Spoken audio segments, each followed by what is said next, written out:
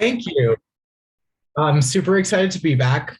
One fun thing before we jump into it, I saw that people were posting the infamous door from the Titanic. And this is one of my favorite things because it actually relates to data science, understanding your data and your variables.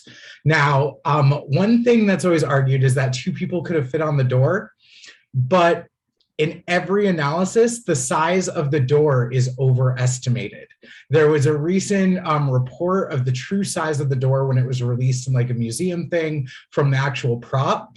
And it's like classic that as soon as people actually see it, they're like, oh yeah, only one person could have fit on it. But the size of the door is just one data point. When you're thinking about things like this, you have to think about the density of the wood, the temperature of the water, the body weight of the people, right? So you really have to think about all of the complexities of your data variables when you're doing that type of analysis. And I think by far the best analysis that I saw was actually conducted by Mythbusters. And to actually have two people float, it was a really like intense process of having like flotation devices under the door and like using clothing to get it to prop up. So that's one of my favorite like things that come out with that like movie is that there is this debate, but I think it relates to us as data scientists when it comes to doing our work and understanding our data and having the sort of knowledge and analysis to be able to actually work. Now, also, it's not even a door. It's an ornate piece of ceiling, I think, as the actual prop. So like, yeah, so long story short, when you're doing analyses, really try to understand your data points before you dive into it and make conclusions. With that, we are going to talk about linear regression today. So let me share my screen and get that going. Okay. So in today's case, we're going to sort of talk about linear regression, and we're going to work to build the foundation of the statistics to sort of understand the things that are necessary for linear regression. And then we're going to introduce a simple linear regression and move into a multiple linear regression. So throughout this case, we're going to really work to understand the components of the linear regression model, how to interpret the different coefficients and the various metrics that are used in association with linear regression, and how to properly understand a linear model. Now, linear regression is a very key component or very important component to being a skillful data scientist. There was a statistic I saw a while back. I wish I could share the reference with y'all. So take this at like with a grain of salt, but it said that about 70% of today's business applications use a linear regression for their modeling approaches. And the reason why this is because a linear regression is fairly simple to communicate and understand. Hold on, let me just get this zoomed in for you. Sorry about that. There we go. So a linear regression is very important because it's explainable and has very strong predictive power. So we can use it to be able to predict our outcome variables, understand the relationships in our model between variables to have that outcome, and explain it to different stakeholders. So it is a really, really useful tool in our data science toolkit. So to dive into the introduction, our business context for this case is that we are a data scientist in a medium-sized organization. Our company is undergoing an internal review of our hiring practices and our employee compensation. In recent years, our firm has had low success in converting high quality female candidates that it's wanted to hire. So basically, we've had trouble getting female candidates in the door and hired as employees. Our management thinks that this might be due to possible pay discrimination. So we want to go in and figure out if there is potential pay discrimination happening with our salaries in our company.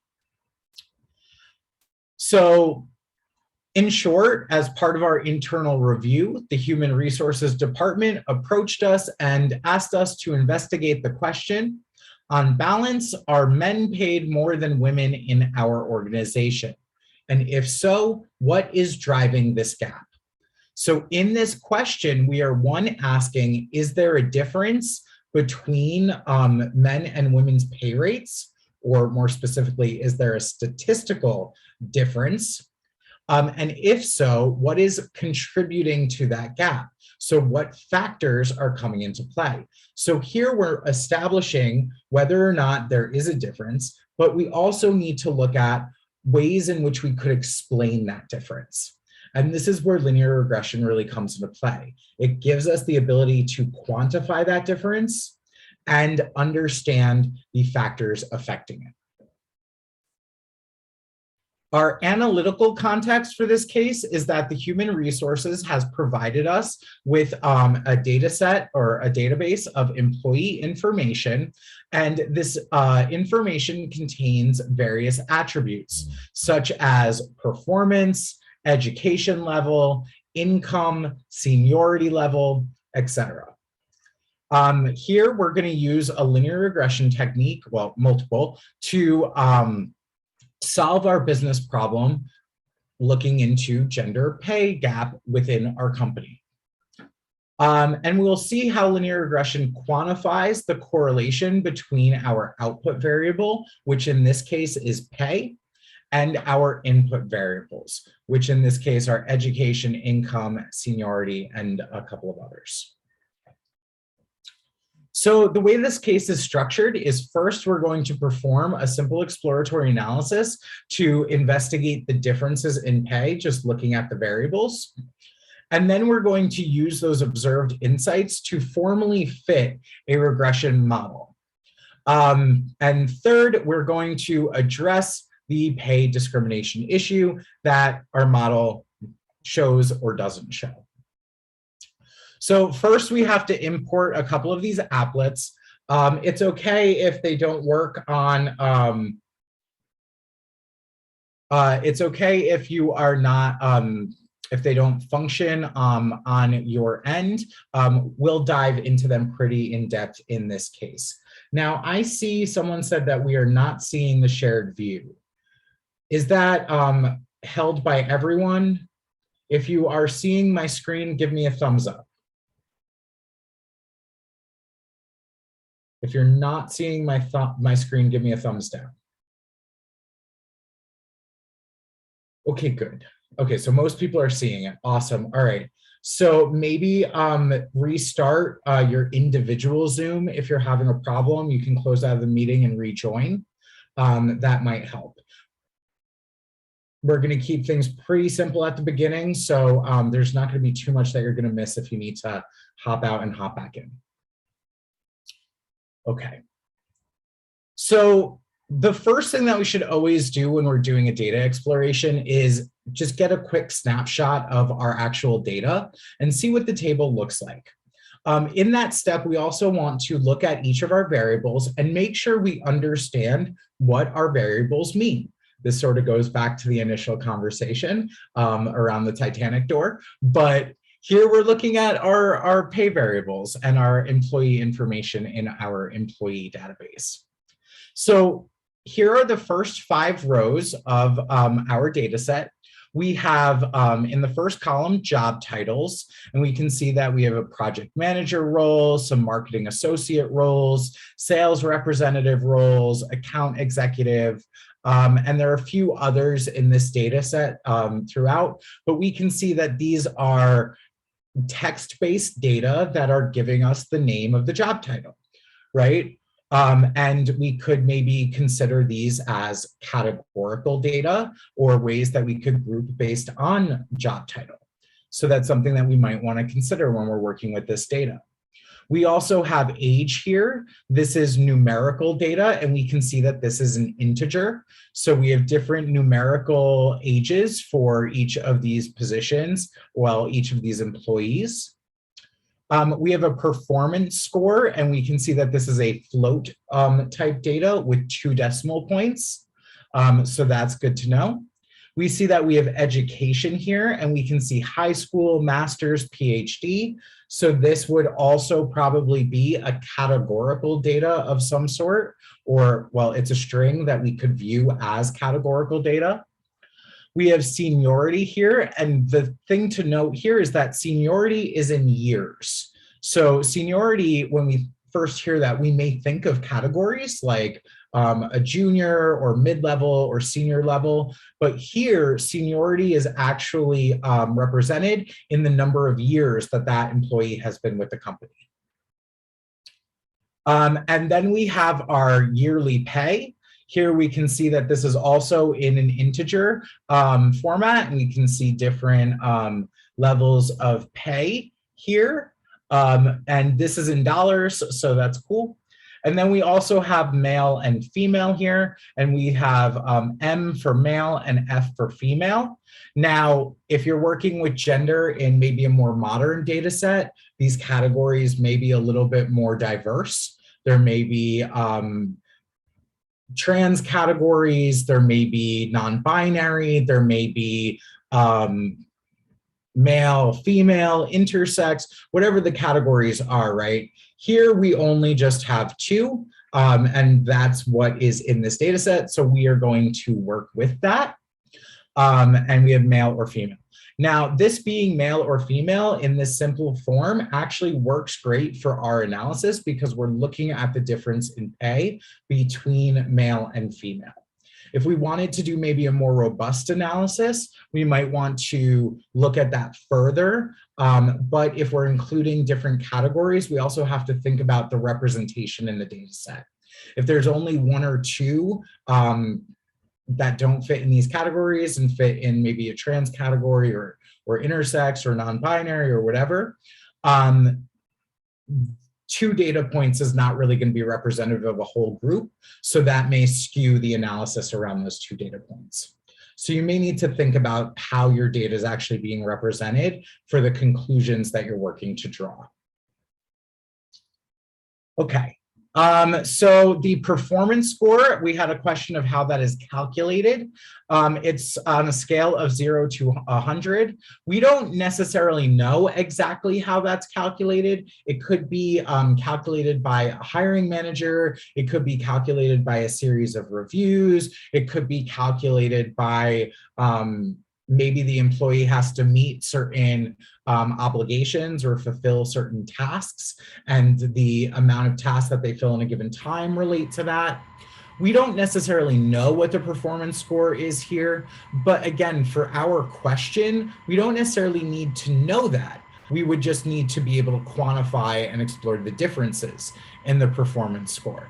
Now, in our analyses, if we see that performance score is really affecting our model and really affecting pay, then that's something we might want to bring up to the HR department who asked us to do this and be like, what is contributing to this performance score?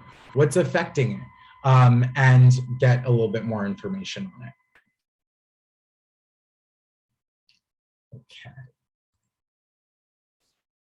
So the first exercise that we have here is we are going to look at this box plot comparing pay between men and women.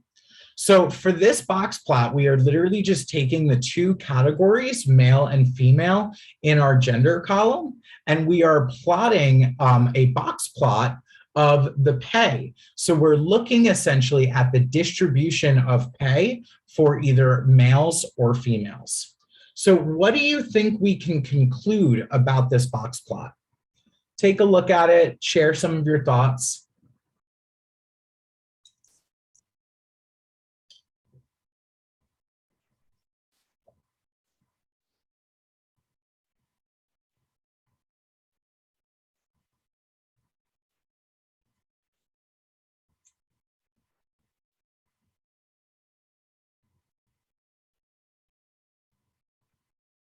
Y'all are asking some really good questions in here, so I'm gonna address some of these.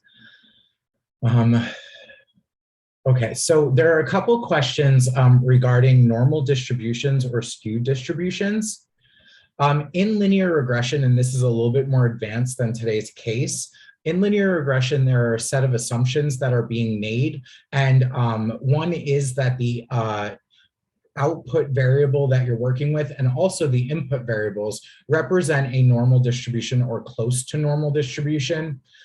Since y'all are talking about that, as we go through the case, I'll highlight those aspects of the data distribution. But if you were exploring data really in an advanced way, you would want to look at the shape of the distribution. You would want to explore correlations between variables to assess multicollinearity, which is basically do variables change together or have a high correlation between each other. You would want to look at independence of variation, which is basically do these variables vary on their own and in an independent manner. And the fourth one I believe is homogeneity of variance, which is where is the variance between variables similar or are there massive differences in variance? Now, granted, that's not in this case, so we don't have to stress about it. Y'all just put me on the spot, so I hope I answered that the best I could. If I'm wrong, it's okay. But yeah, okay, so that is sort of the answer to those questions, is that there are 4 assumptions that go with linear regression that you should really look into. Okay, let's see if there's any other questions that we have. There are questions here regarding Simpson's paradox. Simpson's paradox basically says that the level of grouping at which we analyze data can affect the trend or qualities of the data that we're looking at. So it is important to look at your data at differing levels. We're actually going to do that in this data set, and we're going to work to sort of suss out those differences. Simpson's paradox, though, usually doesn't apply to univariate analyses. It applies more to looking at like the effects of combinations of variables. So right now we're just doing a simple univariate analysis of one-to-one. But we do keep Simpson's paradox in the back of our mind because we do want to explore those associations in different grouping later. Okay, and then we have a bunch of answers here, which is great. Okay. I'm just catching up. Cool. Okay, so if we look at this, we can see that the average or the median pay for males is slightly higher than the median pay for women. And this is the median here. I misspoke a second ago. This is the median, not the mean. And this is showing the interquartile range. And this is showing outliers up here. But basically, this box plot is showing us the distribution of our data. So we can look at this and say, well, most of the data is in this box here. The tails go out here, and there are a little bit of outliers. But the main takeaway from this is that the median pay for men is a little bit higher than the median pay for women. Okay. Oops, going a little bit too far. Hopefully y'all can see this down here, but a t-test on the difference in average pay between men and women produced a p-value of 0.00168 number. What does this p-value suggest in relation to the difference in average pay between men and women? Take a guess.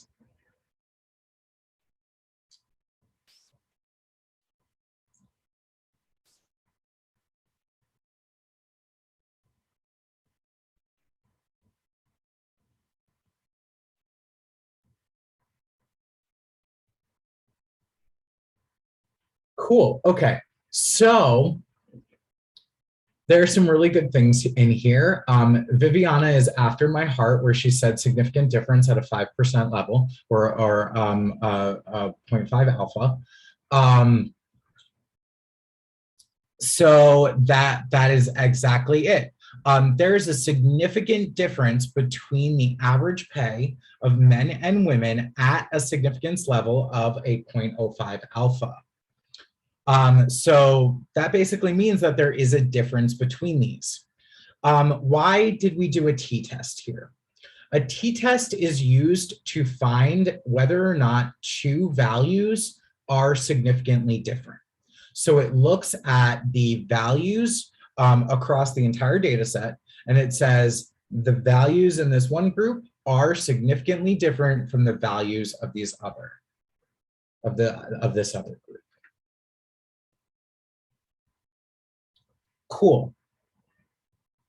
And the reason why this p-value is indicating that statistical difference is because it is much smaller than our alpha value. Now, the alpha value is a value that we set before we conduct a test to say if a value falls super under this, then it is significant, or it is statistically significant. In different applications, the alpha value may change, but in most applications you will ever come across, the alpha value is usually a 0.05 or a 5% value.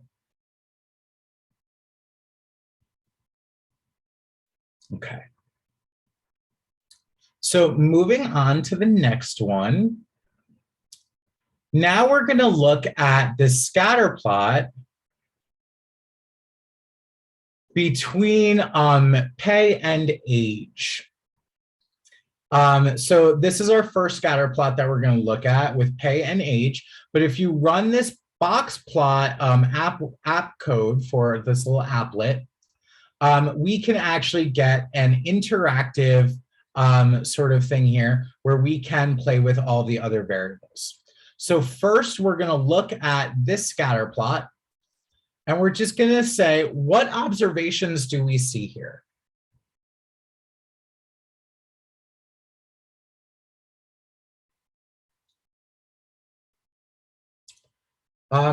Any reason of setting a different value to alpha? So depending on the type of study you do, you may want more of a liberal or more of a really specific alpha value. It basically sets what level your values or your analyses are going to be statistically significant. So if you're doing like prescription drug studies, you would want a very, very small alpha because you want your values to be extremely accurate as much as possible, right? If you are working with maybe a very small sample size, or you're working with sort of like census data, you could probably get away with a 0.1 alpha value instead of a 0.5. Whereas if you're doing prescription drugs, you would probably want a 0.01 alpha value.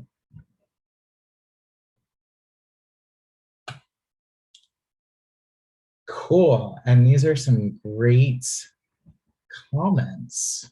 Awesome. So yeah, so if we look at pay versus age, we see that there is some sort of pattern going across here, right? So we could potentially say that as age increases, we see an increase in associated pay for those employees. Now, we would want to probably put in a line of best fit here and see how good that line fits, or the goodness of fit of that line. But that's what we're essentially going to do with our linear regression. So that's what a linear regression does, is it helps us see that line. So cool. So now let's look at these other variables. And we're sort of going to do what we did up here where we were looking at these box plots, but now we're going to do it with all the other variables of interest, including seniority, education, job title, and performance score. So starting with education, what do you see?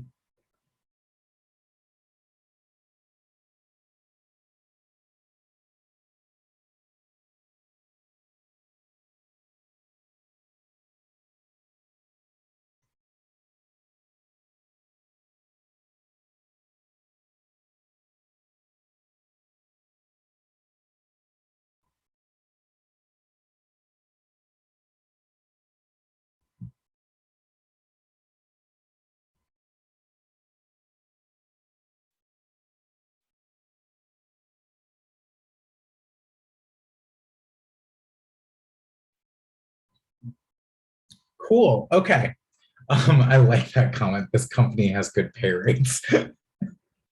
But yeah, we see here that as the education level sort of increases, we see higher rates of pay. The highest rate of pay here is with PhD, with the median being 110,000. But what's interesting is high school is the median is at 97,000, whereas just a college degree is actually at 95,000. So between college and high school, there really isn't much of a difference. Granted, this spread is a little bit wider than the just the high school spread, but we can see this sort of progression between as education increases, we're getting higher pay rates. Cool.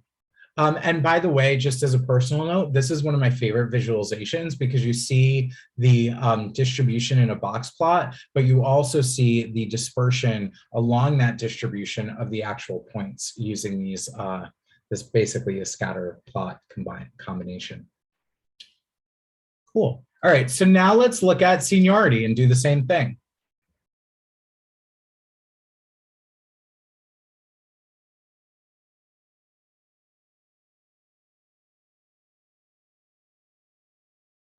Now, seniority here also includes male and female. So that's going to add a little bit more to our analysis.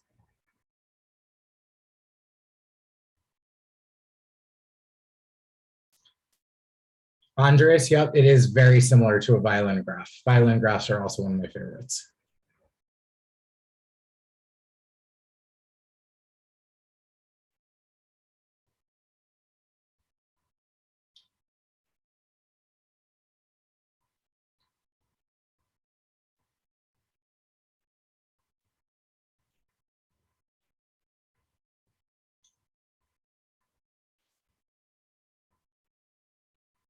Okay, so to go over this one, we see that we have males in purple. So let's just get rid of females for a second. Not that we want to get rid of them, but just from our visualization.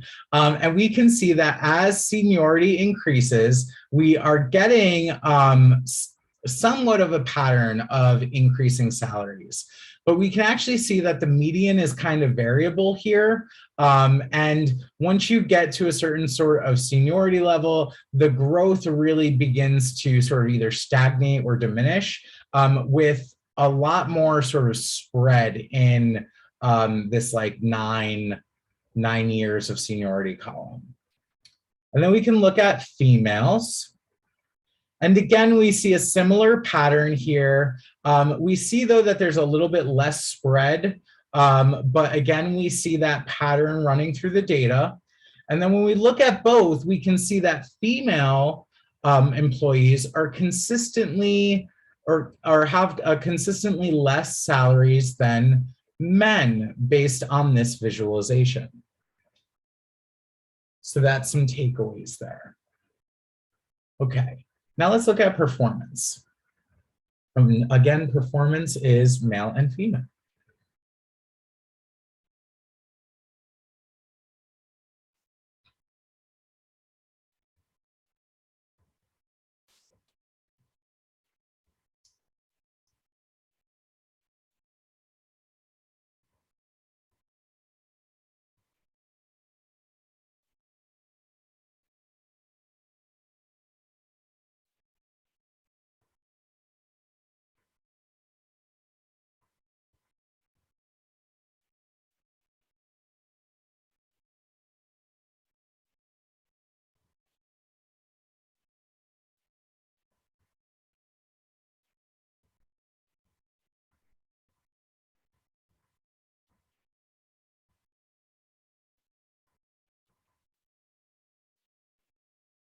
Is this running the wrong graph? Let me check this.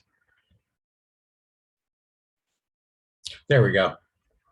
That's the applets getting mixed up. I'm sorry about that, y'all. I gave y'all a preview of what we're going to see beforehand. All right. So again, here looking at seniority, here is Here's sort of that little, that pattern still existing through seniority, just not male or female. That's my bad, I'm sorry about that. I should have called that. But we still see some sort of linear relationship running through this. It may not be exactly super clear, but we do still see that linear relationship flowing through. And then let's look at performance. There we go, that's better.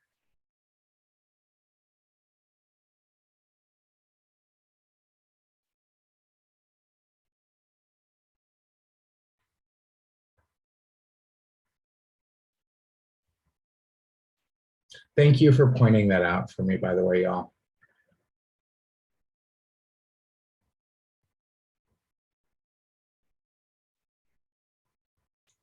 Okay, so looking at performance score, we don't really see a linear relationship here. We see, well, if we did, it would be flat.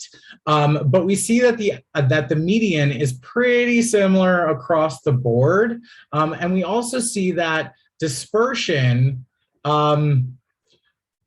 it's less so on the extreme ends, but we can see it's pretty consistent across the board as well. All right, and then we're going to go into our final final variable.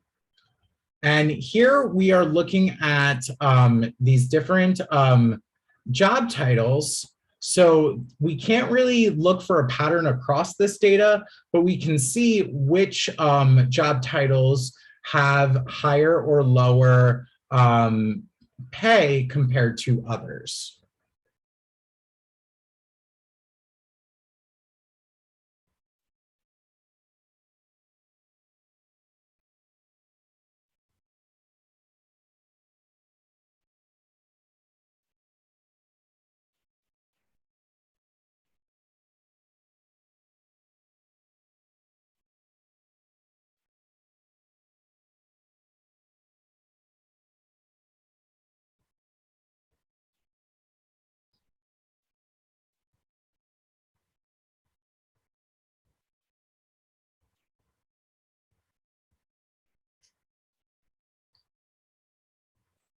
Okay, so looking at this, y'all noticed a lot about the dog trainer.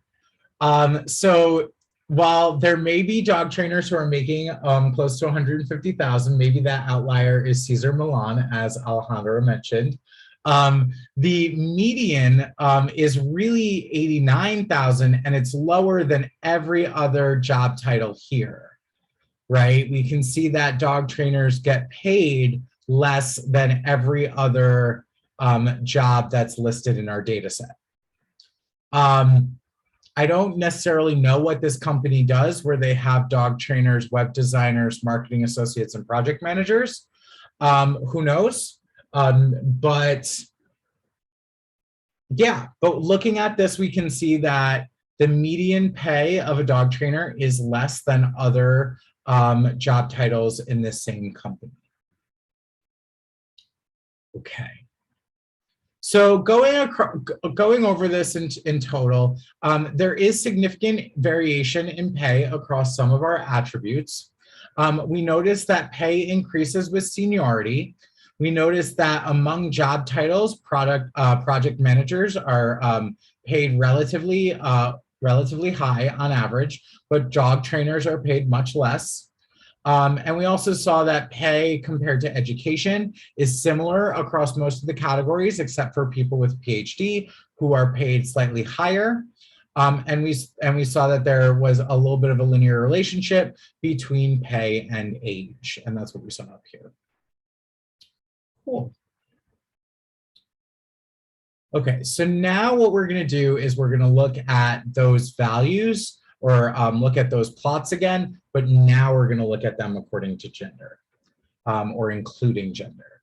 So first we can look at the descriptive statistics of our yearly pay across genders. So this is looking at values irregardless of all the other variables in our data set. Here we can see that we have 222 female employees in our data set and 241 males. We can see that the mean here is 96,000, whereas with males, it's 103. And then we can see a little bit of the shape of the data here with our standard deviation, our minimum, our maximum, and our 25, 50, and 75% values.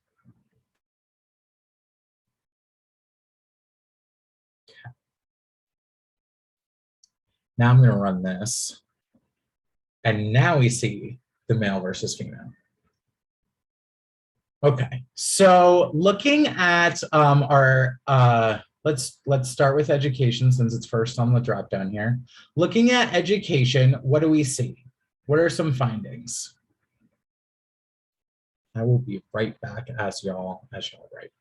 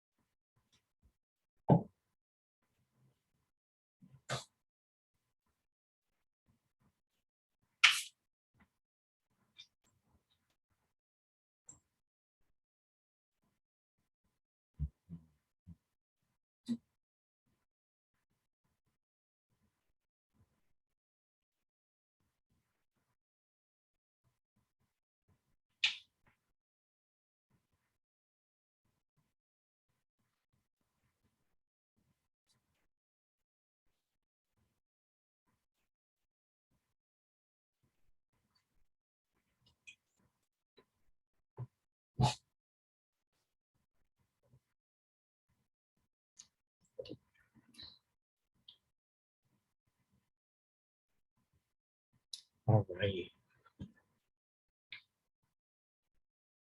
So yeah, so cool. So looking at this, we can go one by one. So looking at high school, we can see that women actually make slightly more than males if they only have a high school education, but the spread of that data or the dispersion of that data is a little bit greater than males as well.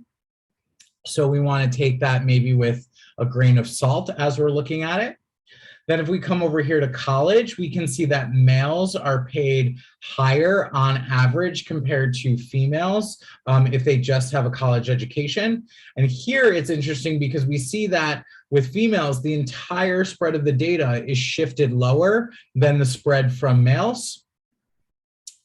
Looking at masters, we see that males still make slightly higher, but the spread of the data is not as extreme as over here.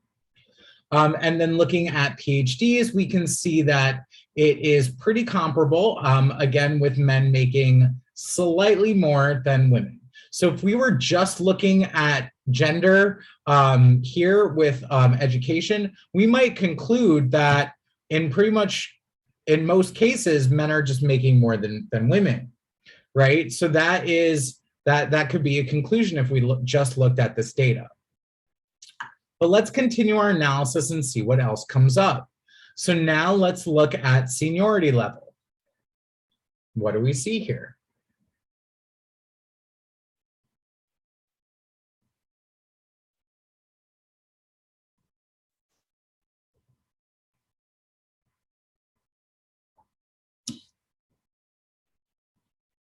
Now, be careful, though, of the conclusions that we draw.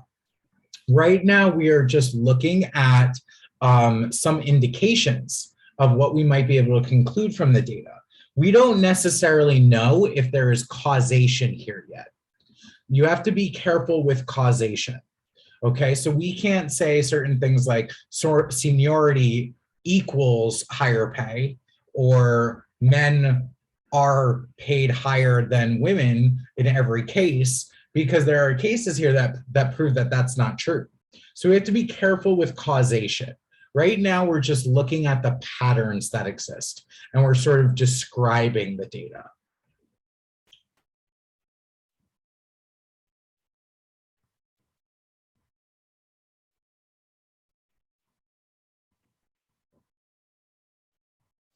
I just wanted to highlight that because I saw a couple of people's comments.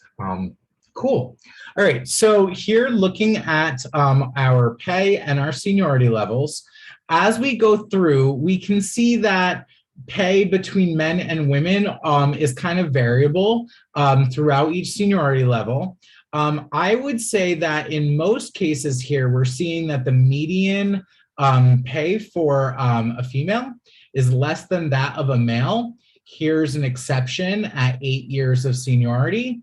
And here's also an exception at 9 years of seniority. But in every other case, we're seeing that the median female salary is less than males. Okay, it's kind of interesting. Up here, we see at 11 years, we only see a few data points. So I would be careful to make any conclusions about this. I would just be like, we don't really know what's going on at this end. And that's because there's probably so few data points that we're not necessarily able to draw a direct conclusion from what we're seeing there yet. Okay, so now let's go into performance.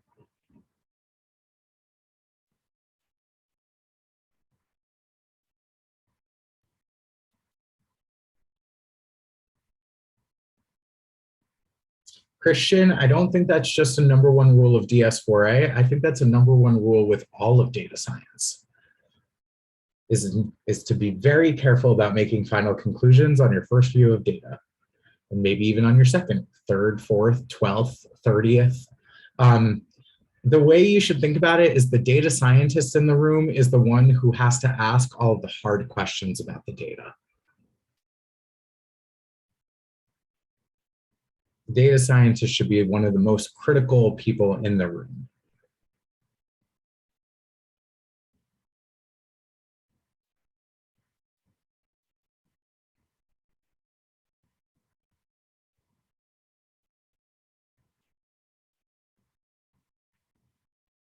I like how Esteban put it. And that evidence comes from hypothesis testing. At least that's one way. There are other ways. Modeling.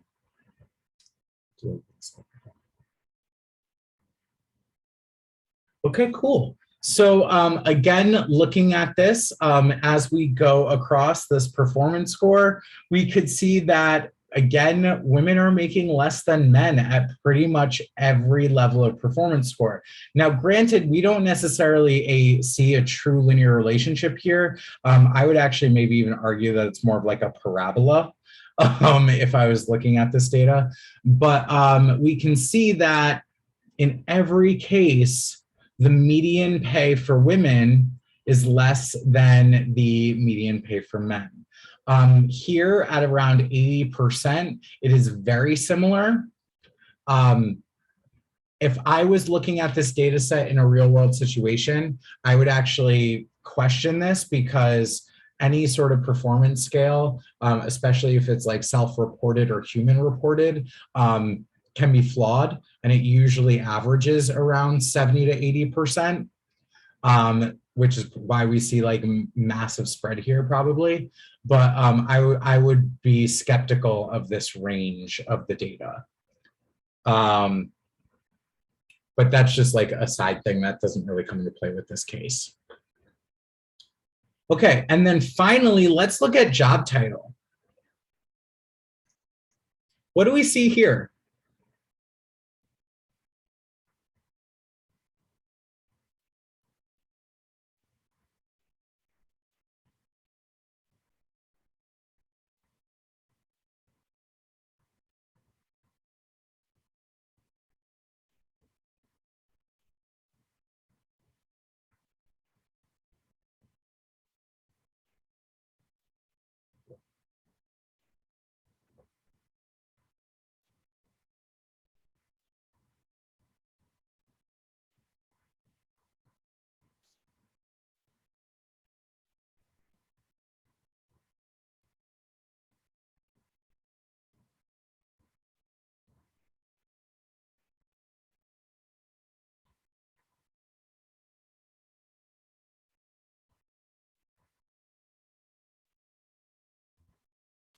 Cool. All right, so looking at this, we can see that there are some jobs that actually pay women higher. Account executives who are female get paid higher. Web designers who are female have a median salary that's higher. Sales representatives who are female have a median salary that's higher. But also the other thing to note here is look at the spread of data, right? Like dog trainers, there are a lot of data points here for females, and look at how high these go up. The highest paid dog trainers are all female, right? Whereas if we're looking at marketing associates, there are very few females with the job title marketing associate. And there are a lot of males with that title. Here we see that the spread of this data leans lower, whereas this spread leans a little bit higher. Yeah. We see that sales representatives are kind of equal. Women are a little bit more in that higher bracket. I'd also maybe argue that account executives are also a little bit similar here. So we're really looking at this data and really diving into it and looking at not just the values and not just the median, but the shape of the data, the number of data points in each category as well. Cool. All right, so our takeaway is that there are a lot of variation in pay across various categories. And within each category, there is some difference in pay between men and women, but not as much as we might have expected. The variation between these is pretty limited, which isn't too bad. Okay, so which of the following of these are true? And you're going to have to probably dive back into your applet to answer these. So is statement 1 true, which says the average salary for men is around $7,500 more than that of women in this organization? Or is statement 2 true, that says men are paid significantly more than women due solely to gender differences? Or are they both true, or are they both false?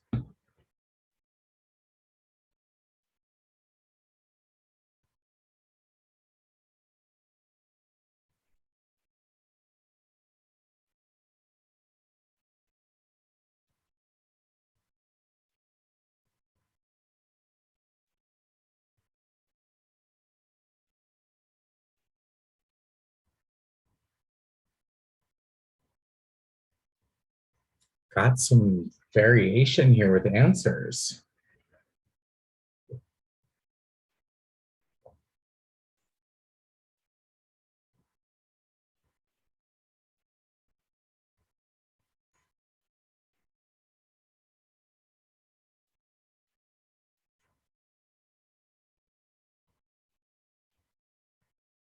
Thank you, Oscar, for handling polls and answers for me. I always get distracted if I leave the live chat. So I'm going to just stay here and hopefully Oscar will cover it. Let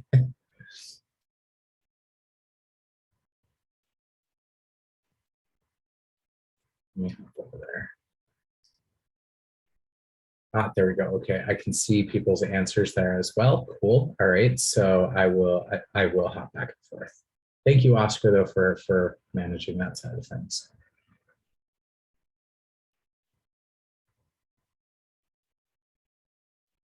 Okay. So we got a lot of people agreeing with statement 1. And statement 1 is true. So yay. Now, however, the only thing though is that we have to remember that we cannot say anything really conclusive about statement 2 just yet.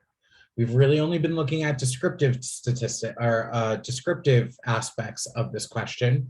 We haven't really looked at causation yet, or fully dove into whether or not the statement is completely true. There may be other factors that are influencing this, and we'll have to sort of consider that.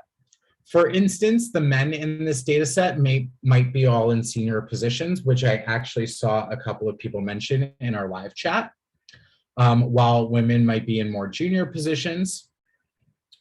So we haven't really looked at the cross of variables yet, and we have to sort of keep that in mind as we're going through this. But our statement one is true. The average salary for men is around $7,500 more than that of women in this organization. Okay. So as we discussed in the last exercise and saw in our data exploration, there are significant pay gaps between the genders, but there are other factors at work that could be driving this difference. So we can't necessarily ignore these factors because if we do, then we might end up with wrong or misleading conclusions. So how do we take into account the influence of these other variables on pay? And what are these other variables? Let me just get back over the live chat so I can follow along with everybody. Okay. So a good place to start is to take inspiration from our exploratory analysis that we just did. And in our data set, the only numerical variable that we really have is age besides pay. So we want to look at the scatter plot again, right? Scatter plots are used for two numerical values. So we want to get a feel for this, right, between pay and age. So looking at this, we can say that pay seems to be positively correlated with age, which we mentioned previously. There's a little bit of association going on here. So we can infer that as the employee age is higher in our data set, we're seeing higher pay rates. But it could mean, but when it comes to the age gap, there may be a case where there are more men in our data set who are older than women in our data set, and that's what's affecting changes in pay, right? So we can't necessarily say that gender is the sole cause yet, because maybe it's age that's dictating it. Maybe it's seniority level. Maybe it's some other factor. So this is where we're going to sort of dive into thinking about the correlation here. So we're going to go through and we're going to sort of guess the correlation for these. And you could give me a number if you want, or you could just describe it. But let's do this first one here. What do we think this correlation would be?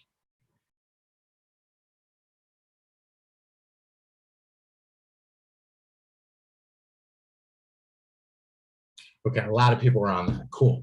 So this correlation we would guess would be positive and very close to 1, right? Because it's a very strong, it's almost looking like a line running through our XY plane here. What about this correlation? Y'all are on it. Yeah, so this would be probably a -1 or close to -1 correlation, because we see a downward direction in our slope, which implies that it's negative, but we also see that these points are very, very close together and almost a line, which means that's a very strong correlation. So this is a strong negative correlation. What about this one?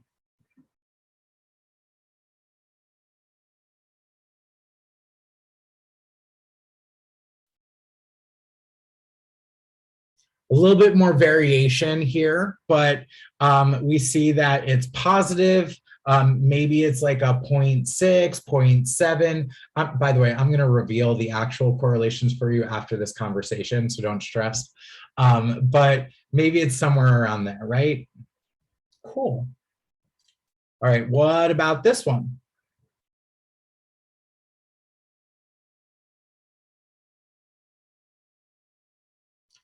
Yeah, it's going to be negative, sort of similar maybe to this type of correlation, just in the negative direction.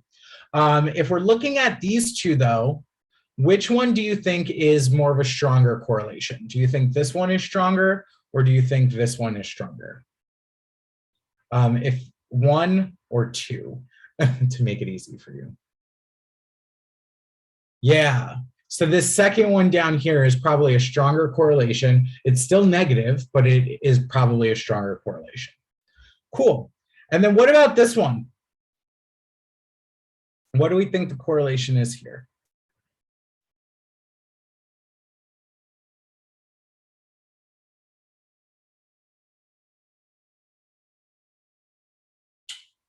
Okay, so this is going to be a much smaller correlation, probably still in a positive direction, but much smaller.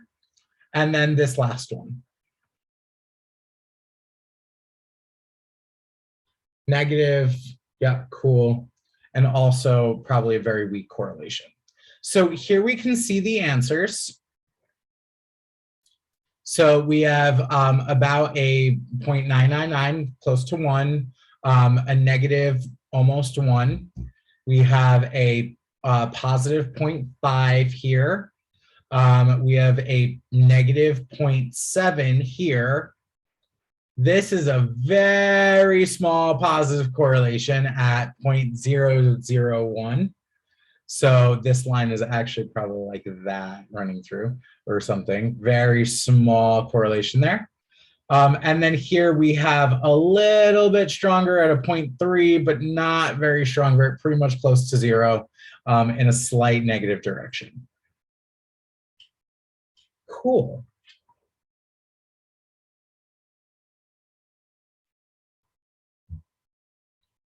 Awesome. All right. So let's look at this following statement, and you can do true or false here in the polls and answers section to keep it a little bit cleaner, and you can share your thoughts as to why in our live chat. But if the correlation between two variables is 0, then the two variables are unrelated.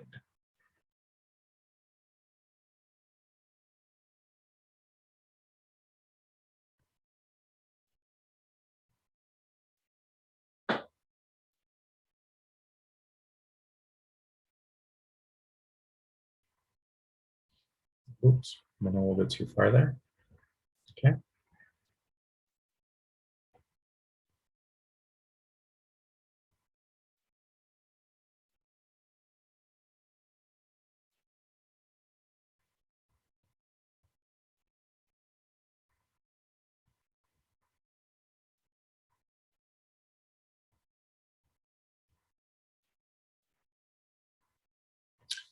Awesome.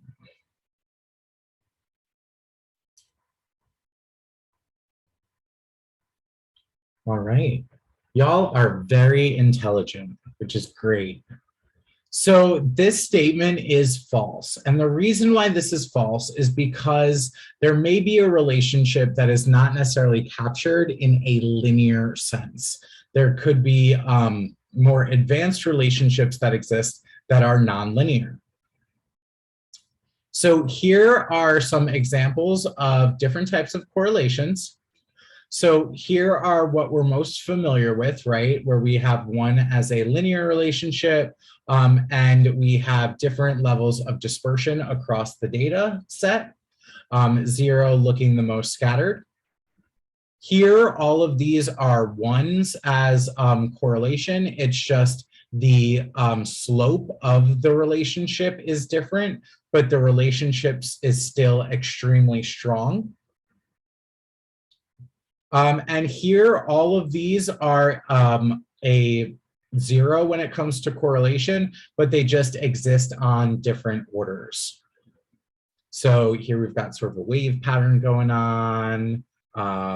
Here we've got a little bit of a parabola. Got a circle happening here. We've got different clusters happening here. Right? So we've got all these different types of correlations, and this is why it's good to look at scatter plots of your data, if you can. So you can sort of get a feel of what the data just looks like. Cool. Okay, so when we are looking at actual variables to find which ones have the greatest influence on pay, we can create what's called a correlation matrix. And this is essentially creating a correlation for each of the relationships of the variables, right? So we have pay, age, seniority, and performance. We have this line of ones that go through, and this is because we're comparing one variable with itself. So these all should be ones. And then the top half here and the bottom half are exactly the same variables. And sometimes you'll see this type of correlation matrix where the bottom half is removed or the top half is removed, and it's only showing one set of these points. But looking at this, where are our strongest correlations?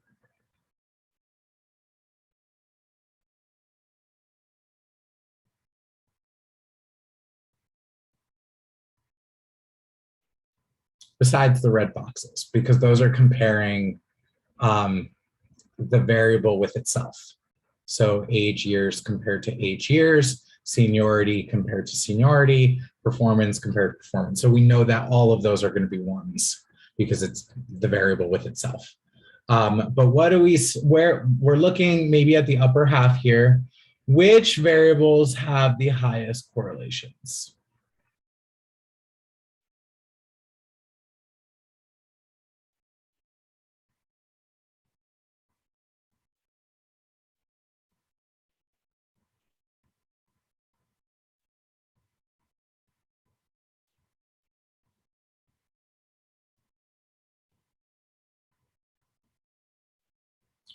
Cool.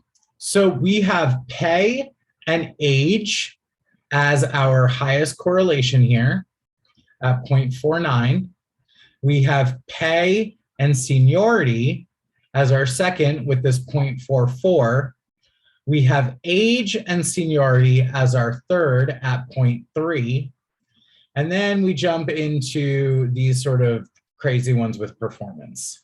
And here, looking at these correlations, we can say that performance really does not have a strong relationship with any of these, which makes sense according to our exploratory analysis, right? If we go back up here,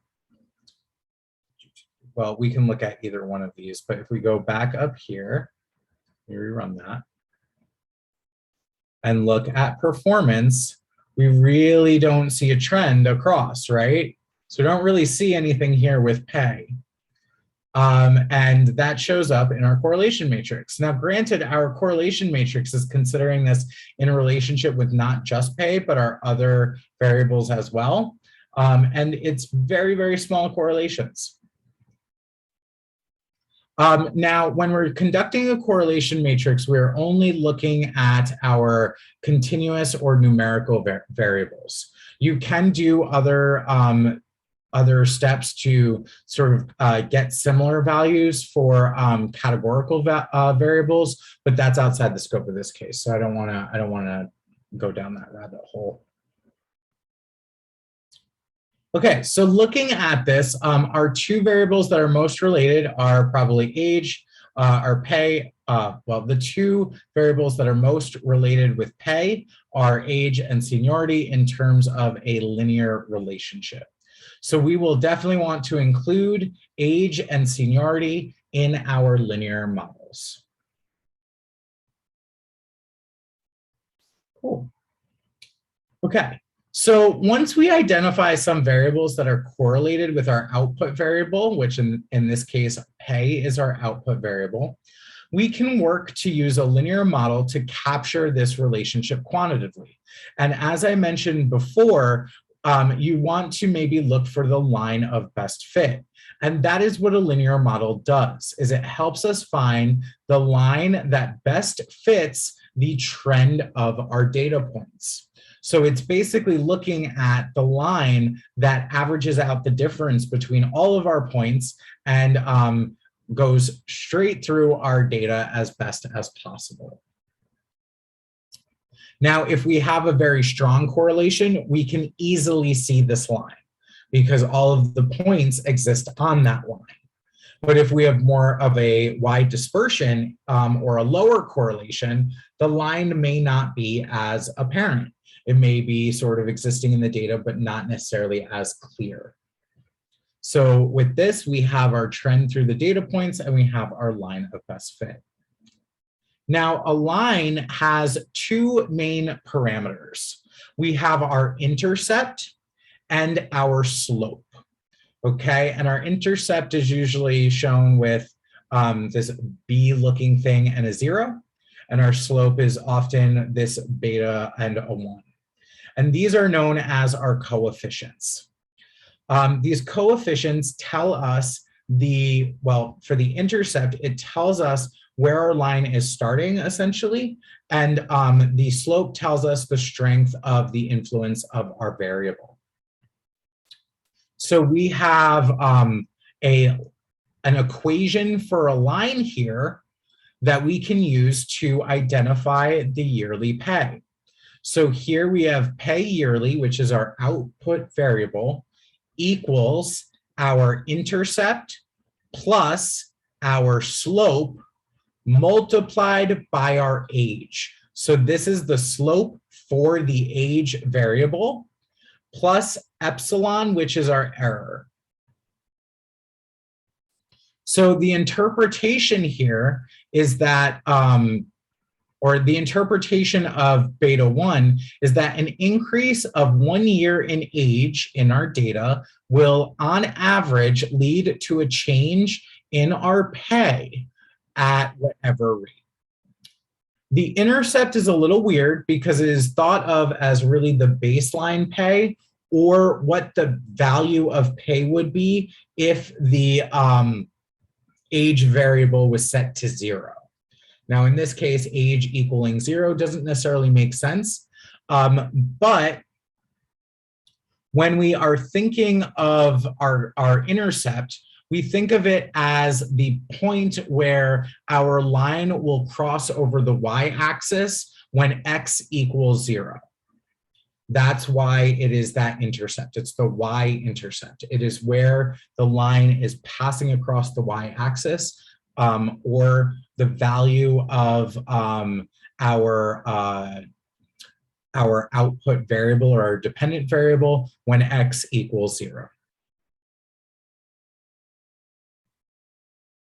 Okay, so sometimes our intercept won't necessarily make sense in a practical way, but it makes sense in the modeling of our line.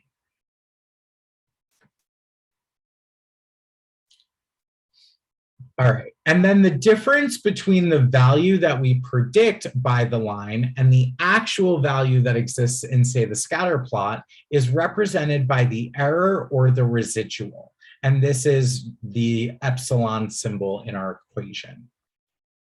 So we can look at this and we can dive in a little bit deeper. So our intercept is the predicted value of y when x equals 0.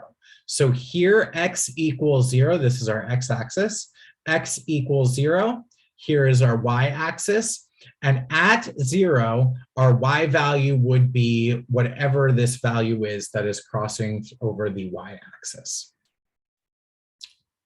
Our slope is our rise over run, but it is the rise or the change in the line over one unit of x. So it is the rise or how much our line will increase from one value to the next when we move x 1 unit. So if we said x was here, if we go up 1 unit for x, our line is up here. So this difference is our slope. Okay? And then our residual is the difference between our actual data point and the predicted point of our line.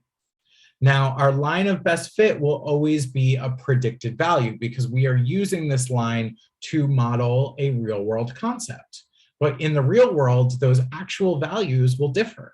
So we need to know how big that difference is.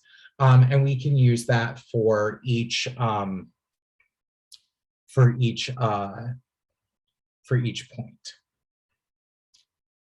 Cool. So the value for each point, I can be understood as our predicted value, or our Y, our output value, equals our beta 0, our intercept, plus our slope times our value, plus the error. Cool. So now we're going to dive into the understanding the output of a linear regression, which is what you're going to see most often when you're doing this in data science, is you're going to see this output. So when we draw a straight line on pay versus age in our scatter plot, that line was fitted using a linear regression. Here we can see the output of our linear regression. So here we see our dependent variable, and our dependent variable is our pay, right? That's the thing we want to predict. It's the thing that we're going to say all of the other variables or the outcome of this variable is dependent on all of our other variables. Here, though, we have a ton of different information. The information in red are the key things that you really want to pay attention to. And we'll run through these. So our R² value is a value that identifies how well our linear regression is modeling the real world situation in our data. We use it as a sort of estimate of how well our model is fitting our data. We don't have to worry about the adjusted R². We're going to skip over a bunch of that stuff. Cool. Then down here, we go into our coefficients. And these are the different variables that are going into the equation of our line. So our first variable is our intercept, or our beta 0.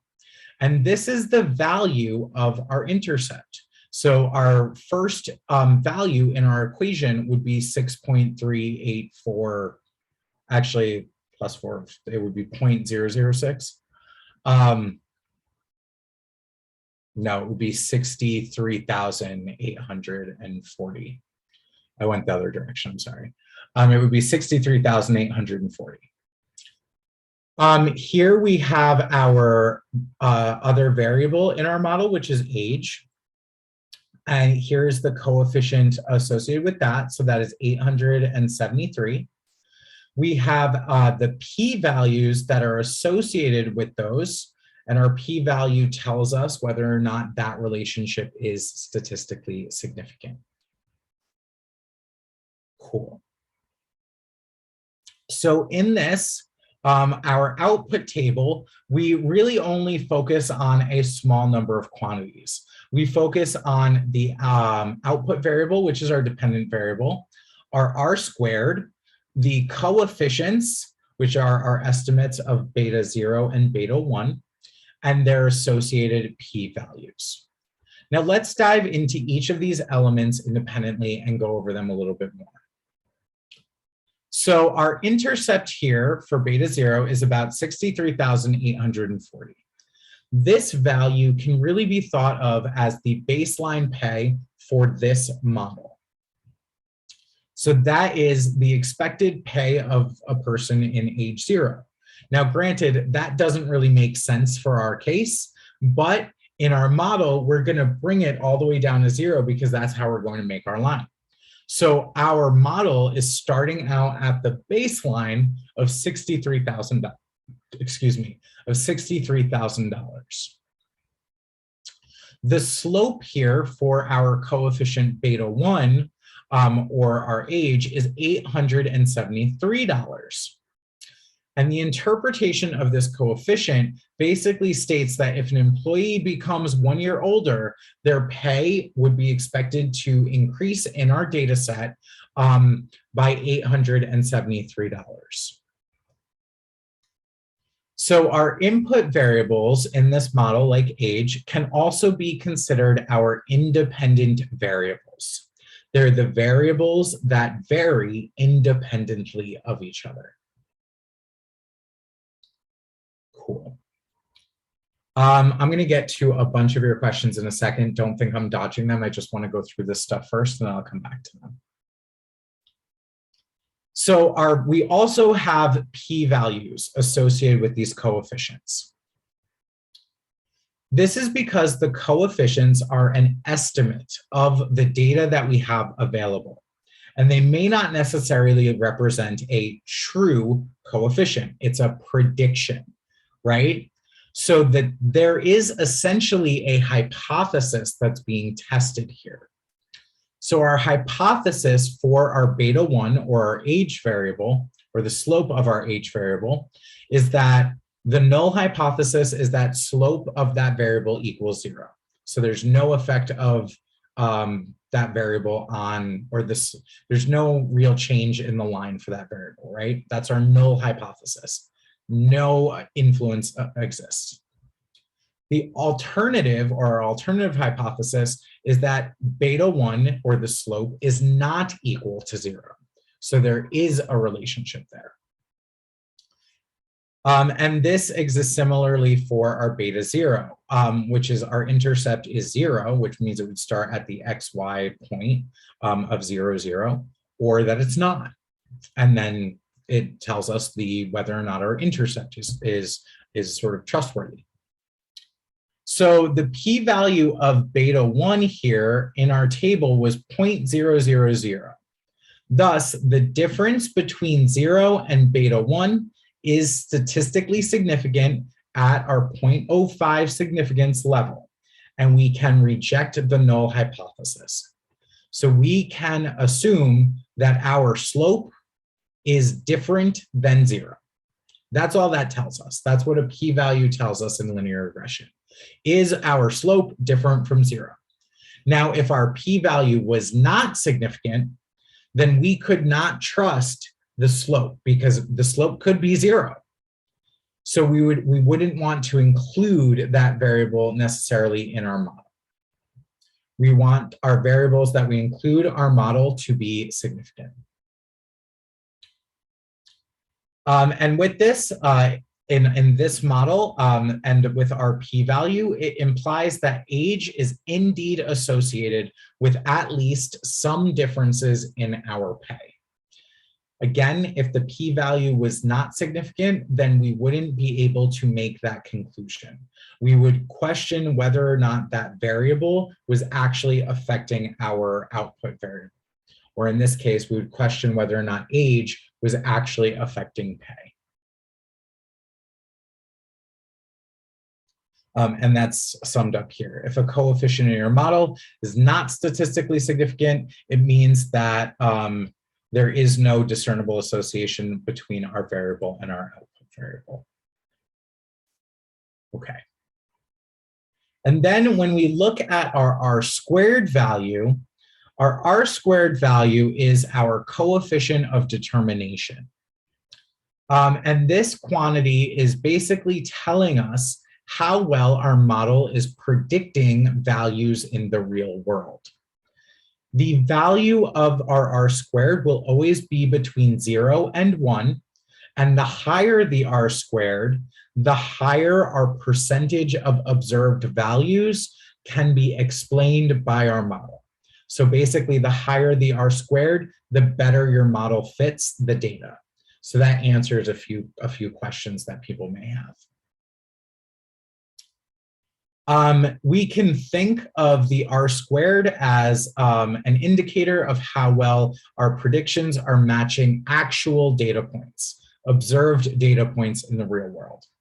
So if we have an R-squared of 1, our model is absolutely perfect, and every predicted value will be exactly what we see in the real world. You can imagine that not many models have an R-squared of 1, if any. They probably shouldn't. If you do get an R-squared of 1, I'd maybe check your math. Be skeptical of that. Also, in the same vein, be skeptical of an R-squared that's a 0.99 or a 0.98, right? Be skeptical of the higher values. And when we have an R-squared of 0, that means that our model is completely useless. So we cannot rely on our model at all. Our model does not predict anything in the real world. It is a absolutely terrible model. So with this, our R-squared value is a representation of the model's goodness of fit. And you'll hear that term a lot. So basically, how well is our model predicting real-world events? So here are two example models. Here is one with a very high R-squared value and one with not such a high R-squared value. And you can see that we have a line running through it, and most of the data points are on that line, right? It's a very clear, concise, looks really, really close to the line that we're predicting. That's great. That means that we can rely on the line to predict values that may not exist, right? Like we could predict this value of when x equals 1. Now down here, we have an R-squared of 0.57. And here, the points are not as close to the line. There is more error between the line and the actual point. Going back up to here, there's more of this residual value between the line that we're modeling and the point that exists. Okay.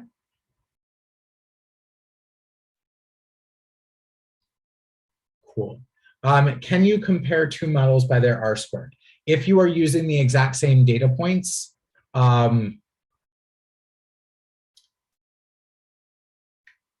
you can, yes. You can compare the R-squared values between models because that's telling you how well your model that you're building is modeling your data.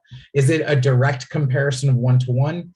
Not necessarily, but it is a way or a heuristic to say which model is best, right? So if I created a model with age, seniority, and then I created a model with age, seniority, and performance, if the model with age and seniority had a higher R-squared value than age, seniority, and performance, I'd want to go with the first model rather than the second.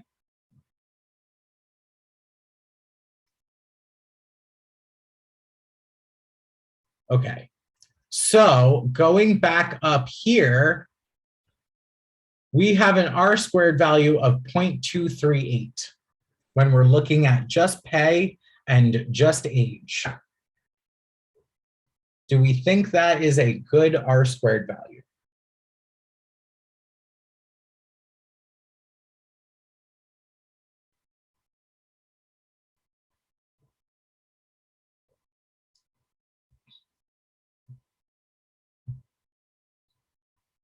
Yeah, so this model's not so great. I would not bet money on this model. It might give us some indications. We do have some strong like coefficients here that say that there is some sort of effect between these the age variable on our pay, but is it really accurately representing the world? Not so much. And if we go up here where we're looking at this data, we kind of see that, right?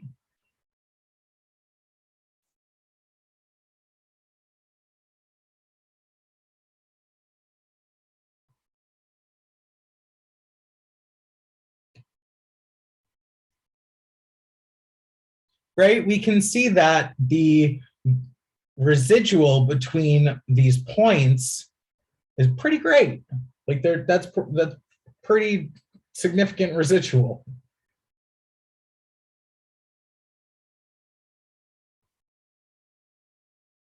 These points are not just existing on this line. Cool. Okay. So in our model, our R-squared value is 0.238. So our model is really only explaining 23.8% of the variation in this data. So with this, we would want to look at other factors and maybe include other variables to build a better model and to improve our predictions. So a fun little mathematical thing here is that there is a relationship between our R² value and our correlation coefficients, okay? So our R² value is equivalent to our rho squared value. So here our rho is our correlation coefficient. This is just a symbol to represent a correlation coefficient. And R² is equivalent, which is the same or similar to, it is not equal. It is equivalent to our rho squared. So in the pay versus age scatter plot, the correlation coefficient was 0.4876. This we can see in our correlation up here between pay and age. We get a 0.49, which is, it's actually 4.876. I lost where I was. There we go. So our correlation was about a 0.49, and therefore our R² equals that value squared, which equals our 0.238, which is the value that we got for our R². So R² and our correlation go hand in hand. And this is true with two variable relationships. When we have more variables, this relationship does not hold true. Okay, it is for this, for building a line between one variable and another variable. So with this, it follows that the stronger the linear relationship between two variables, the better the goodness of fit of those of the corresponding linear regression. And we can sort of see that with these two variables. When we include multiple variables in our linear regression and move into a multiple linear regression, that relationship does not hold true. Okay. So cool. So when we're building a linear regression, there are many possible lines that we can fit to our data, but we want the line of best fit. So we want a line that is going to maximize the model's R². And the way to solve this optimization problem is usually by taking each residual, squaring it, and finally summing up all of the residuals. And this gives us our sum of squared residuals. So say we have these four residuals, right? So this is the difference between an actual point and our line. And for 0.1, the difference is 7.2 units.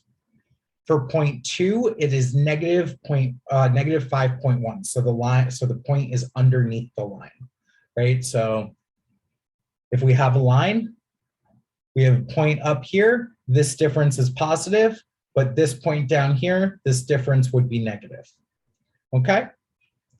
So our residual is negative 5.1, then negative 3.33, and 6.7. Now, the reason why we square these, it is to get rid of these negative influences, okay? So everything operates in a positive.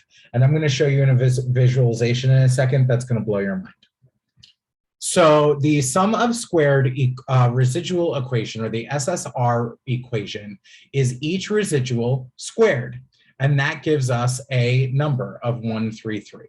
So this is the summing of the residuals, or the summing of the difference between a point and the line.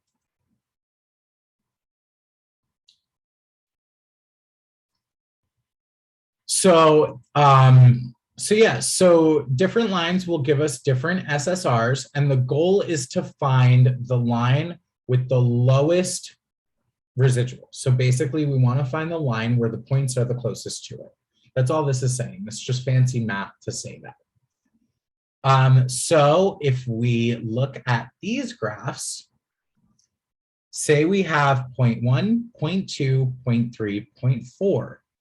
If we have a straight line running across and we take the residual and square it, we have these little boxes that represent the difference between the line and the point. But if we have a line that has a better fit, those squares are minimized. And this is why squaring those values works. So we're still getting the difference, but now we have a squared value. I just love this graphic. It's so fun.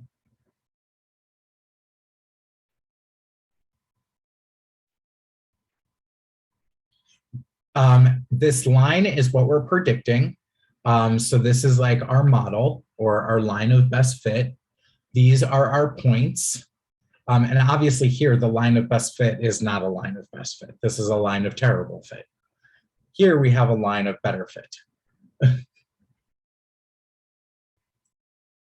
So we want to minimize the size of these squares.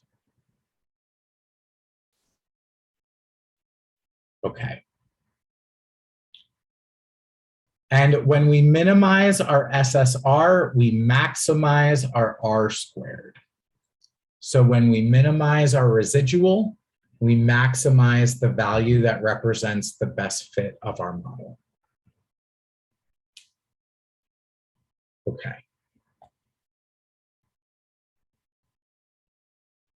Cool. Any questions there so far?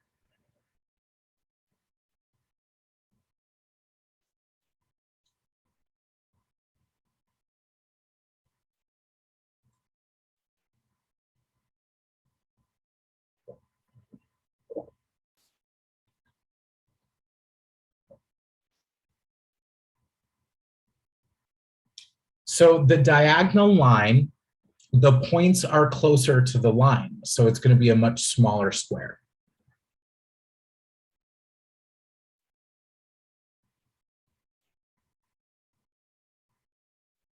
Okay, so let's keep going. So now that we've looked at age, now let's add in some other variables. And this is where we're going to move from a simple linear regression, which is working with one independent variable and one dependent variable, to a multiple linear regression, where there are several independent variables, but still one dependent variable. Okay, so now we are going to say, hey, can we build a model with more than one variable to get a better prediction of our line?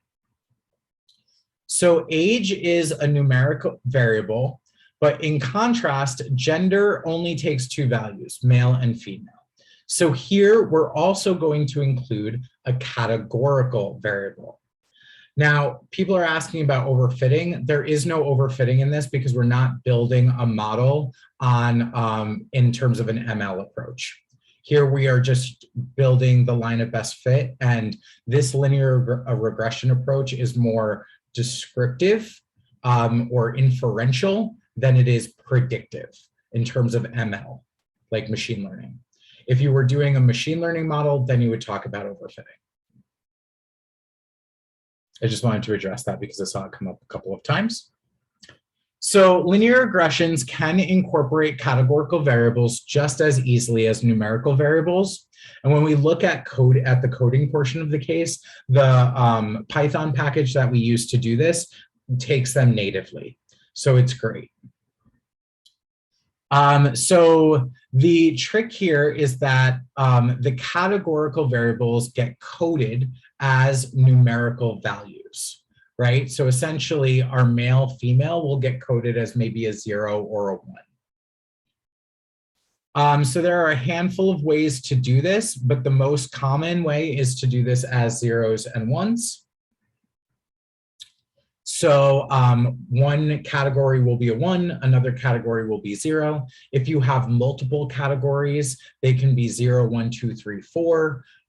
There are a bunch of different ways to do this depending on how you need to recode your variables to represent the groups as categories. You'll dive into that more in future cases though, so don't really stress about that. Here, the package that we're using to do our regression will automatically understand it. Okay. So when we include a categorical variable, the way that it gets represented in our regression results is slightly different. So in our regression, it assumes one category as the default and another category as the other. So with gender, the default category is female here, and the other male category is viewed as a value in our model. Okay, so here we can see this male female, and here is where we get the TM, which is the male category. If that was a female, it would be T.F. So the interpretation of stuff here, so age is similar as before. So with every age increase, our pay value will increase by $871 or 871.80 cents. Our intercept is a little bit different because we have a different model here. So our intercept now is at 60,000, whereas before it was, what was it, 64,000? 63,800. So our model's a little different, so our intercept's going to be a little different. But then we also have this male female, and this value is 7,398. So looking at this, it shows TM only, and that's because category female, or the female category, is taken as the default category. So that means that the coefficient here represents the additional or reduced pay yearly that happens just because someone is in the male category. So in this model, we can see that if a person is male, solely because of that factor, they're probably going to earn 7,000 more than the females, or the female category. So here, the choice of category really doesn't matter. If we made male the default category, that that coefficient would be negative 7,398, and it would just flip. And that's the case with a two-category variable. If we had more categories, the assumption there is a little bit different, and we'll go into that. Cool. So with this, we see that there is a difference. So the coefficient 7,398 is interpreted as, for each employee of the same age, men on average make about $7,398 more than women do. But this model still hasn't fully answered our question yet. And if we look at our R-squared value, it's still not super great. We're only working at 0.258. So our model has improved a little bit, but not by much. We also want to include our other variables, right? Ultimately, we want to have a model with all of the variables that we sort of discussed in our model. So now we're going to go into pay versus education. So here we have our equation, which is our pay equals our intercept, our slope for variable 1, which is age, or our coefficient for variable 1, age, our coefficient for variable 2, which is our male-female category, and our coefficient 3 for our education category, plus our epsilon, or our residuals. So here we have our model. Is there a question down here? Yeah. So first, look at this model and look at the R-squared and tell me what conclusions we can make. Here is our R-squared.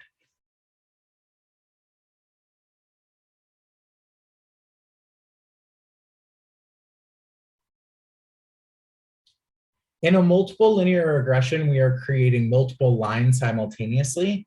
and finding the predictive power of the combination of those multiple lines. That's the simplest way to describe it.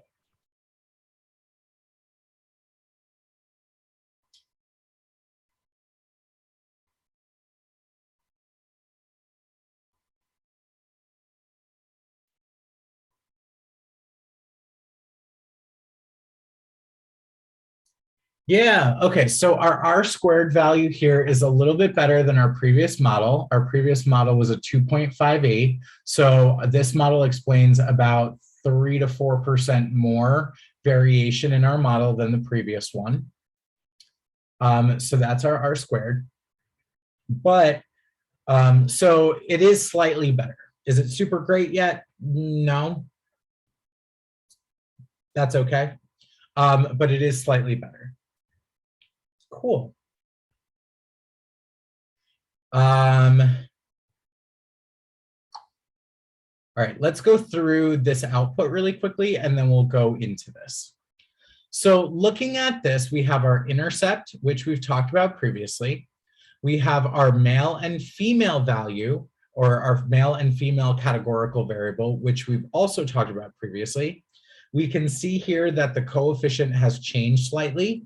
That makes sense because we're building a different model now, so things are going to be different. And here we have high school, master's, and PhD. So if we have high school, master's, and PhD here, what category is set as the default?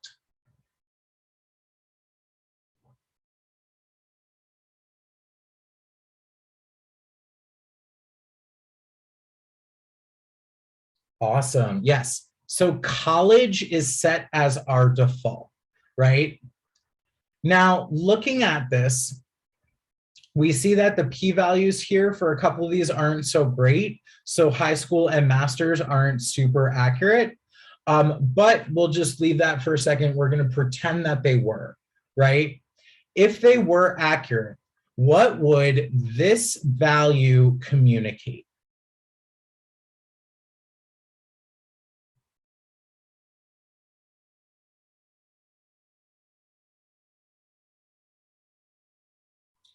Or let me rephrase that question. This 4,890 value would say that it is higher as compared to what?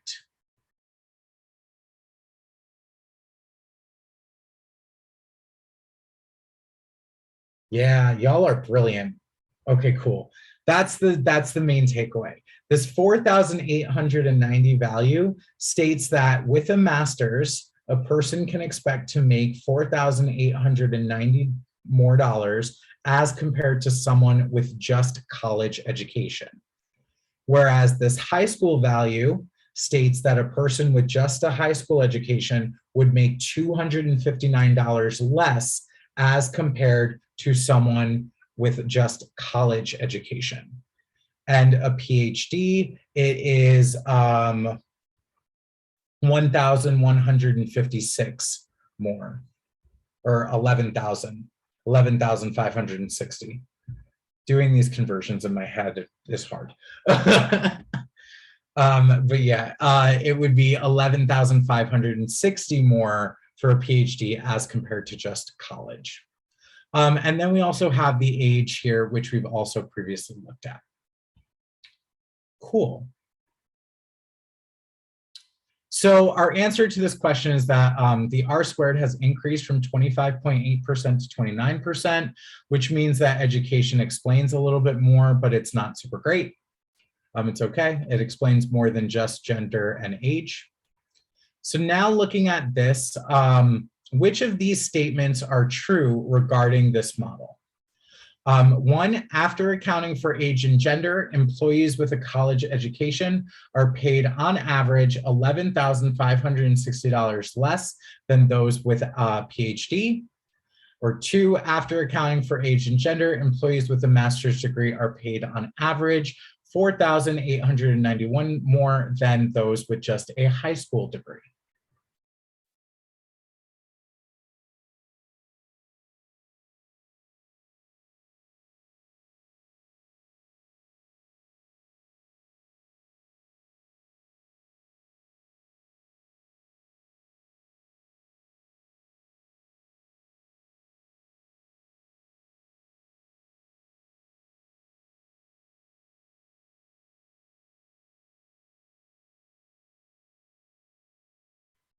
There's a question here. Can I calculate the R squared with a correlation coefficient in a multiple linear regression? The answer is you can, it's just very complex higher order math. The relationship between like a one-to-one variable is not the same when you're building only a two variable model. When you incorporate other variables into a model, the level of complexity of the math behind it becomes more significant. You will probably never have to calculate an R squared value by hand. So I would not stress that. The only people who do stuff like that are math PhDs. And yeah, that's it, really.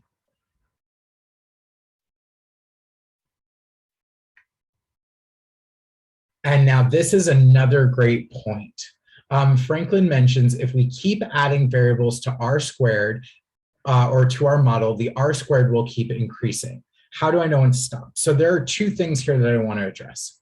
With every inclusion of a new variable in a linear regression, your R squared value will always get higher.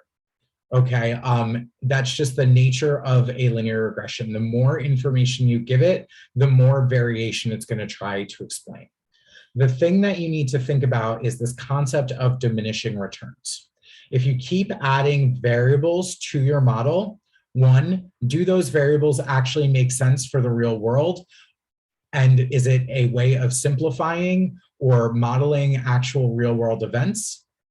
And two, is the increase in the R squared value worth the addition of another variable? So you sort of look at this and consider that. And it's in best practice, it is usually a conceptually driven question. In a really good linear regression, you usually set out the things that you want to consider before making your regression, rather than just throwing everything at it. If you are just throwing everything at your regression, it kind of falls into the realm of what's called p-hacking, which is trying to make the best model based on just the numbers, and it loses the conceptual element.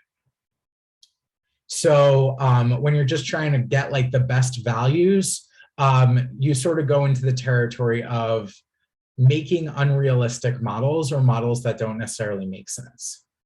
A third element that I like to add in is you also need to consider your data. What data do you have? What data is readily available? What data is useful and accurate for your purposes? If you need to bring in super complex data to get a really big, like a really strong linear model, maybe you want to consider taking other steps or doing other approaches. What is an acceptable value for R squared? An acceptable value is whatever the R squared is. A good R squared value is usually around 0.6 to 0.9, depending on what you're modeling.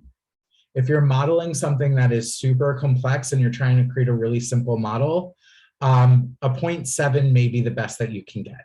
Is it great for explainability and reliability? Probably not, but it may be the best that you can get with what you have. If you're in a multi-billion-dollar company that is going to be relying on this data and this model for billions and billions of rows, you kind of want to be in the 0.9 range. The higher, the better, usually 0.98, 0.97, if you can make it happen. Is it easy to get up there? No. Most models in social research really land around a 0.5 to a 0.7, and that's because people are really not like directly predictable and they do weird things. So in social science, you'll see lower values. In engineering applications or more predictable behaviors, you might see higher values. This is where you as a data scientist need to make the connection between the context of what you're studying and how you're modeling it. Okay, so let's go into the answer here. So statement one here is correct. Education is a categorical variable. College education was chosen as our default, as we talked about, and we get the coefficient of PhD to be 11,560. Statement two here is incorrect because the coefficients are not significant, and therefore we really can't trust them. So we have to be careful with that. If for sake of completeness, if we were looking at those coefficients and we just said they were significant, even though in this case they're not, it would be clear that employees with a master's degree earn on average $4,891 more than just those with a college degree, and that those with a high school degree earn on average $259 less than those with a college degree. So we would do some math to find the difference because we're dealing with this comparison points to college, and we would arrive at a difference of $5,150. But we can't really say that that's factual because if we look at this, these coefficients are not below 0.05 or our alpha level, in which case we cannot say that there is a significance difference here. Our intercept or our coefficient could very well be 0.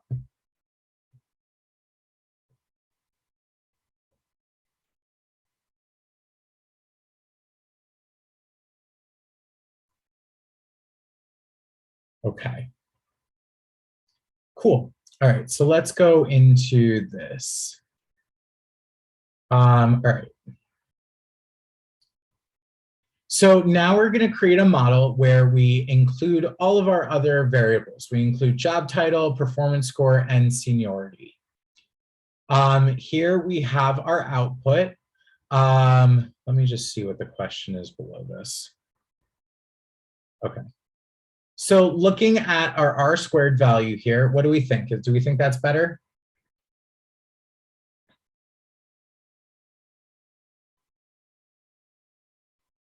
Roberto, a 0.98 is very, very rare to get. It is very hard to get up to there. But 0.9s, 0.88s, 0.87s, 0.86s, those are all really, really good. If you're dealing, though, with billions of records, you could potentially get up there because of just the sheer amount of data points that you have.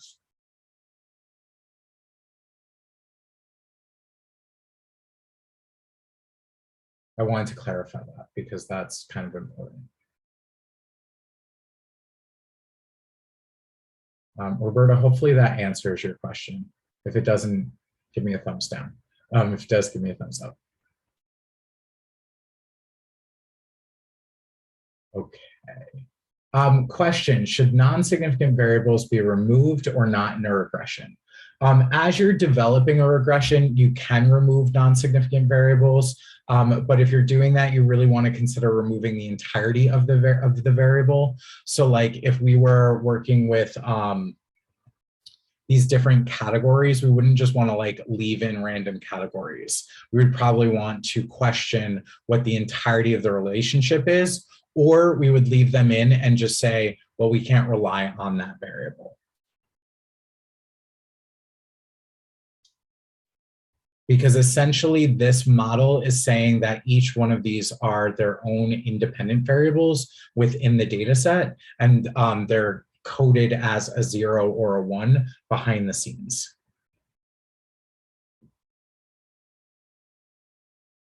Y'all are putting me through the weeds. Okay. So here we can look at our output. We've got a lot of significant variables. We've got some that aren't significant. And yeah, so we can look at our model. Looking at our job descriptions, what do we think is the default?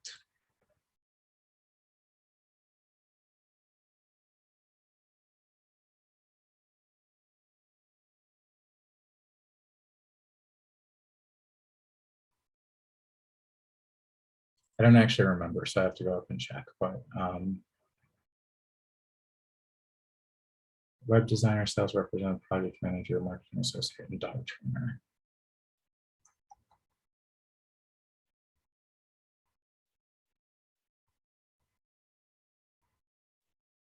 So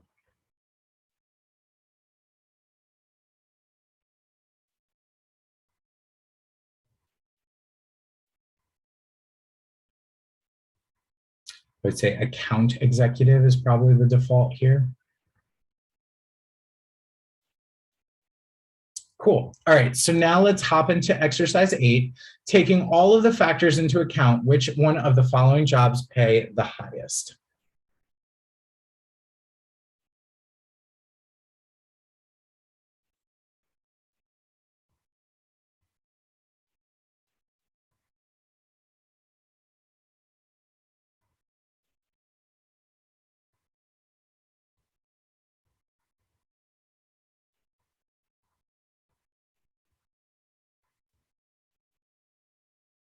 Got a lot of answers. Okay, cool. So C, project manager. So all those with C were correct. We see that it pays $13,730 more in comparison to our default, which is the account executive. I could have really just looked down there to remember that. Great. But we can see here that we are getting $13,730 more. And also we see that that is significant, so we can trust that, that coefficient. Okay, so now that we have looked at and accounted for our various attributes that correlate with pay, let's revisit our overall question. Our last model, which accounted for all of our variables, had an R squared of 50.6% or 0.506. So this is an improvement. Well, it's a pretty vast improvement from our original model of just pay and age, which had an R squared value of 23.8%. So based on the analysis that we've done so far, which of the following statements are correct?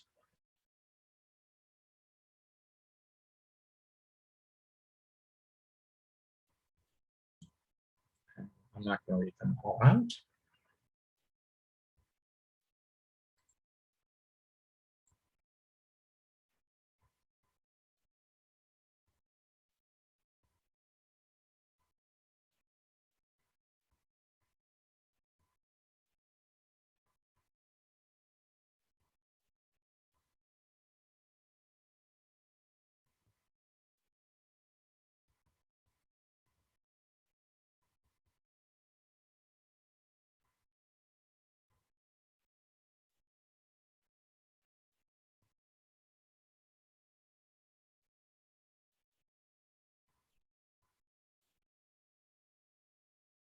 And Monica and Oscar, I think I'm going to take 5 minutes more just to wrap up the case because the coding portion of this is pretty fast. Hi, Jonathan. Yes, please Okay. do. Okay, awesome. Just wanted to confirm.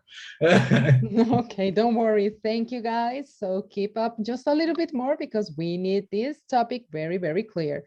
Thank you, Jonathan, again. No worries. Thank you.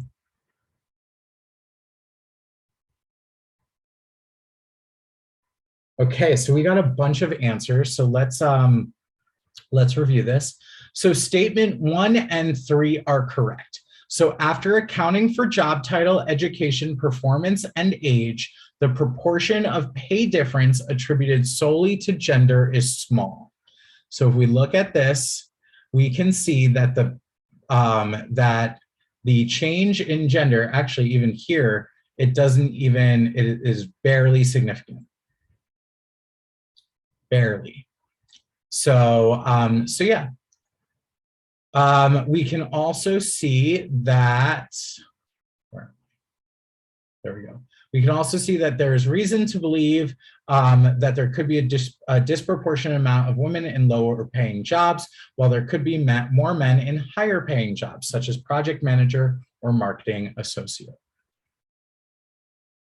So yeah, so although the difference in pay is statistically significant, it is small when compared to the coefficients associated with job titles. And we can see that because this is only 3,000, when here we are dealing with much larger. We're dealing with 10,000, 13,000, 13,000. This is pretty small at 1,200. 1,400. But yeah, cool. Okay, so now let's dive into this, investigating the distribution of gender across seniority and job types. So now what we're going to do is we're going to take the findings from our last model and we're going to look at them a little bit more through some data visualizations. So here we have the distribution of gender compared to seniority for males and females. So this is the seniority level, and this is the percentage of people who are male, and here are the percentage of people who are female. And we can see here that we have this sort of shape for males with most around, with a higher percent around four seniority or 4 years at the company. Here it's a little bit different where 3 is the highest. We see a little bit more down here though at 5, 6, and 7. So looking at this distribution of women across our various job types tells a different story. So this is looking at the seniority. We don't really see too much of a difference here. We see maybe a little bit less seniority for men compared to women. But if we look at the different roles and the job categories, we can see a pretty clear difference in what jobs each gender holds, right? So if we're looking at the best paying, which are the project manager and marketing associate, we can see that men are more common or make up more of the data points in our data set for those roles. So they're getting higher salaries in those roles, whereas women are significantly overrepresented in the dog trainer title, which has a lower pay on average. Cool. So in conclusion, we've used a bunch of techniques to do a linear regression to determine whether or not there is gender-based pay discrimination within our organization. We modeled the effect of our different input variables, including seniority, age, performance, and job title, to try to explain the variation of our output variable, which in this case was pay. We looked at our R-squared coefficients of our linear models to help us explain what percentage of variation was explained by our model. And we worked to build a better model by changing up things and adding in new input variables. We saw that the difference in average salary between men and women is statistically significant, but further exploration of this data suggested that the big driver of this difference was due to women being overrepresented in the lowest paying jobs and overrepresented in the lowest paying jobs and underrepresented in the highest paying jobs. So thus our investigation has shown that we would probably want to modify our hiring, promotion, and job placement efforts to make sure that we are maybe promoting women into higher paying roles and maybe diminishing how often we are putting men in those roles, right? Maybe balance out those scales a little bit more. Cool. So in our report to human resources, we want to basically tell HR, hey, maybe you should look into a couple of these questions. One is, are women choosing or being forced to take lower paying jobs? Basically, are there systematic things in place that are affecting that sort of clear difference? And 2, are women being discriminated against in the hiring process for higher paying jobs?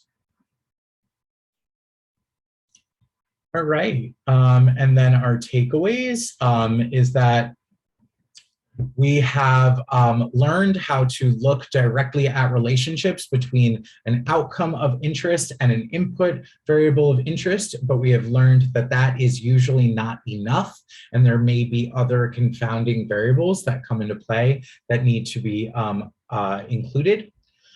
We've learned that conducting an EDA or an exploratory data analysis before any model building is important to discover and account for confounding variables, and could also help us understand how we might want to go about developing our model.